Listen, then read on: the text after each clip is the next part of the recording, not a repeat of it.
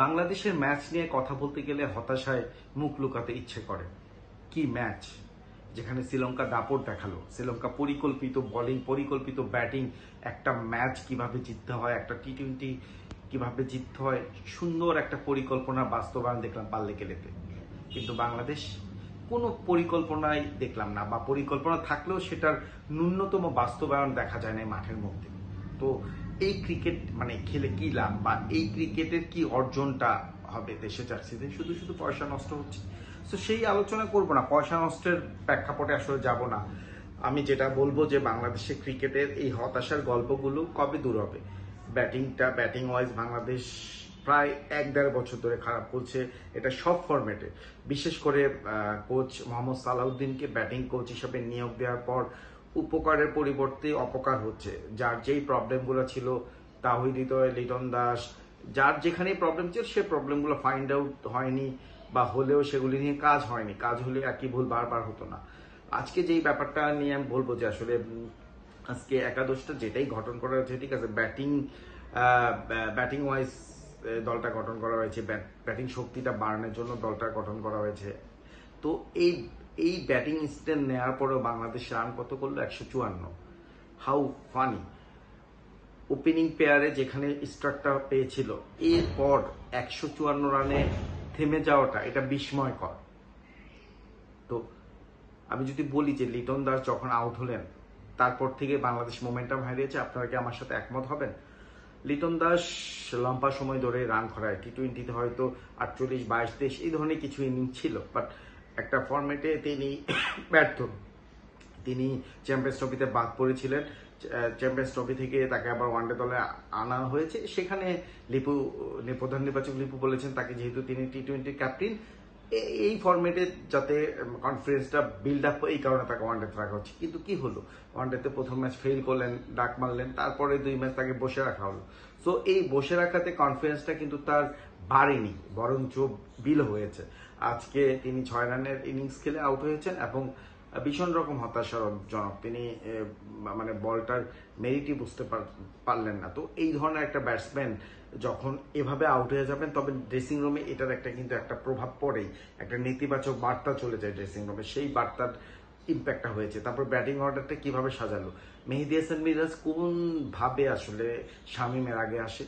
শামীম এখানে hard hitter batsman হিসেবে খেলতেছে, ক্যামিও ইনিংস খেলা তার একটা বার্তা সবসময় দিয়ে রেখেছেন যে তিনি এই ইনিংসগুলো খেলতে পারেন। আজকেও তিনি খেলেছেন এবং তার এই ছোট ক্যামিও ইনিংসের কারণেই কিন্তু বাংলাদেশ 150-এর প্লাস রান করতে পেরেছে। তো এই ইনিংসটা না হলে সেটাও হতো না। তারপর হচ্ছে ব্যাটিং অর্ডারে কিন্তু সাইফুদ্দিনও ছিলেন, তানজিম হাসান সাকিবও ব্যাটিং করতে পারেন। তারপরও বাংলাদেশের ব্যাটসম্যানের হাত খুলে খেললেন না। নাইম শেখ 1 বছর পর টিমে এসেছেন, তিনি কি করলেন? তিনি তার জন্য খেলেছেন, যেটাকে আমরা কোট আনকোট স্বার্থপর ব্যাটিং বলি। হ্যাঁ, রান করেছেন, কিছু রান করেছেন, বাট এই ইন্টেন্ট বা এই পরিকল্পনাটা এমন হবে কেন? একটা দলের একটা টি-20 ম্যাচ চলতেছে, টি-20 ম্যাচে এই ধরনের পরিকল্পনা হবে কেন? বা এই পরিকল্পনায় যদি কেউ টিম থেকে যদি এই পরিকল্পনা না দেওয়া হয়, কেউ যদি এর ব্যর্থভাবে নিজে পরিকল্পনা মতো ব্যাটিং করে, এটার জন্য টিম ম্যানেজমেন্টের শাস্তির ব্যবস্থা করা উচিত। ডেফিনেটলি শাস্তির ব্যবস্থা করা উচিত, যে তোমার প্ল্যান এটা ছিল, তুমি এক্সিকিউশন করতে পারো না, তুমি উল্টো এক্সিকিউশন করছো। ডেফিনেটলি এর জন্য শাস্তি দেওয়া উচিত। এখন ওই দিন নেই যে আমরা সম্মানজনক ভাবে হারবো, আমরা কোন রকম স্কোরটাকে একটা জায়গায় নিয়ে যাব, তারপর একটু লড়াই করব। এই ধরনের ম্যাচ খেলার কোনো মানে হয় না। আমরা খেলবো, আগ্রাসী ক্রিকেট খেলবো। আমাদের রান যদি 98 রানে আউট হই, 28 রানে আউট হই, দ্যাটস এনাফ। যদি আমরা 200 করতে পারি, দ্যাটস এনাফ। আমাদের খেলাটা এই স্টাইলেই খেলতে হবে। 5 উইকেট হাতে ছিল, এই উইকেট দিয়ে কি ধুয়ে পানি খাবে? তো আলটিমেটলি যেভাবে আসলে পরিকল্পনা করছে সেটা হচ্ছে না। এরপরে বাংলাদেশ যখন বোলিং আসলো, খুবই হতাশ হয়েছে তাসকিনের বোলিং দেখে। প্রথম 3 ওভার 1 বছর পর ফেরা সাইফুদ্দিনের হাতে নতুন বল তুলে দেওয়া হচ্ছে, প্রথম 3 বলে তিনি বাউন্ডারি হজম করলেন। তো স্বাভাবিকভাবে একটা বলার যখন তার প্রত্যাবর্তন ম্যাচটা প্রথম বলটা করবেন, মাথায় তো কিছু থাকতে হবে, ওই মাথাটা তো ইউজ করতে হবে। কিন্তু সাইফুদ্দিনরা কি করলেন? ওদেরকে হাত খুলে মারার সুযোগ করে দিলেন। এই যে সুযোগটা পেলেন, পাওয়ার প্লেটা তারা কাজে লাগিয়ে ফেললেন। ওপেনিং যদি এই ভয়ঙ্কর জুটিটা না ভাঙতেন মেহেদী হাসান মিরাজ 78 রানে, তাহলে কিন্তু ম্যাচ 14-15 ওভারে শেষ করে ফেলে শ্রীলঙ্কা, যেভাবে ব্যাটিংটা হচ্ছিল। সো বলারদের পরিকল্পনাহীনতার ঘাটতি ছিল, আমি তাসকিনকে নিয়ে ভীষণ অভাব। এই যে অভিজ্ঞতা অর্জন করলেন, 10-11 বছর ধরে খেলছেন, আজকের ম্যাচে এটা ইম্প্যাক্ট ছিল না।